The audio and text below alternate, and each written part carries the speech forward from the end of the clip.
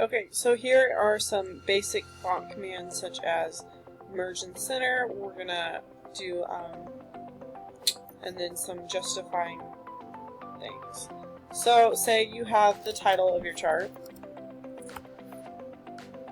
Go ahead and type that in whatever cell you want it to begin in, and then you may say merge from A4 all the way to E4, so you're going to highlight that by clicking and dragging, and then you're simply going to go up here to merge and center,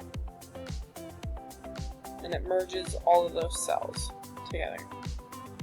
Also, just like Word, there's bold, italics, underline right here.